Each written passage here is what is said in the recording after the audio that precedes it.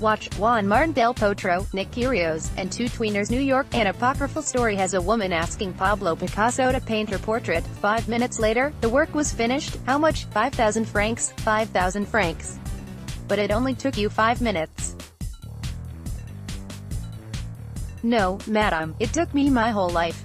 In earning a 7-6, 3, 6-2 retirement win over Rafael Nadal in the semifinals of the US Open, World No. 3. Juan Martin del Potro had taken 2 hours and 1 minute to reach the second Grand Slam singles final of his career. No, it had taken him 9 years. For the first time since winning the US Open 9 years ago, Juan Martin del Potro is into a Grand Slam final. Photos by Anita Aguilar. The Del Potro health saga is well known by now, his hopes and dreams seemingly shattered in 2 bits by the 4 wrist surgeries that caused the Argentine to miss significant portions of prime tennis, and even ponder retirement from the game in 2015.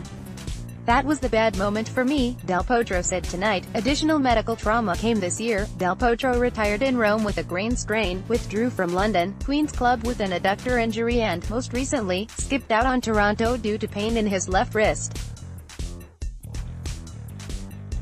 Said Nadal, no stranger to a medley of physical woes. I know how tough is this thing. I know much frustration can be when you can't do the thing that you want to do. He knows very well. Happy to him that he's able to be back in his top level. Yeah, wish him all the best. For him will be huge if he's able to win again a Grand Slam. But if Nadal and Del Potro occupy common ground in the frequent injury department, their approaches differ. For Nadal, competition is a crusade. The Spaniard is as driven, attentive and intense on court as anyone who has ever picked up a racket. On the other hand, Del Potro is a gentle giant, given to languid movements and daily yoga sessions. I can't run between points, Del Potro once said. I need to walk. Another Del Potro comment described his subdued nature. It's my game, my way of the game, slow, calm, patient, clad in an orange shirt, black shorts and orange and white shoes. Del Potro versus Nadal gave off the look less of menace, instead appearing more like a friendly neighbor attending a Halloween party and scooping a handful of candy corn.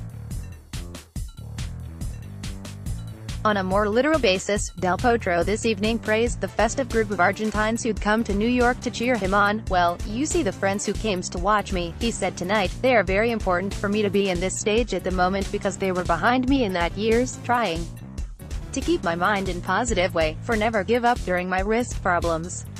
But even a peaceful warrior is still a warrior. He's like a hibernating bear, said my Tennis Channel colleague, Justin Gimelstob. You don't want to poke him. Forced to learn a one-handed, slice backhand as his wrist recovered. Del Potro's game has added more.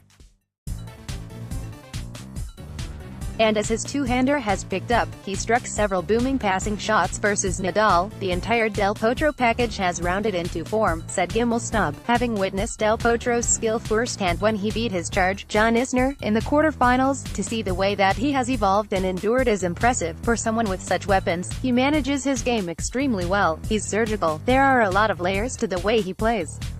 When he won here 9 years ago, beating Nadal in the semis and Roger Federer in the finals, Del Potro had clearly emerged as a major contender, the kind of player likely to win multiple slams. But as the injuries continued to take him away from the game, that possibility lessened, even as Del Potro would occasionally surface, trick, or retreat, and do something significant such as beat Novak Djokovic at the 2016 Olympics, or lead Argentina to the Davis Cup that same year, or beat Federer in the quarterfinals here in 2017, and yet, even when Del Potro would surface from the sea of pain, there remained a haunted quality around him, a sense of what might have been. The tragic march of his career compounded as others garnered those major triumphs. Injuries were one thing, but 4 wrist surgeries seemed simply unfair. As a Moody Blues song once asked, isn't life strange? A turn of the page, can read like before, can we ask for more? Each day passes by, how hard man will try. I didn't know if I will be a tennis player again or not, said Del Potro, but I'm here.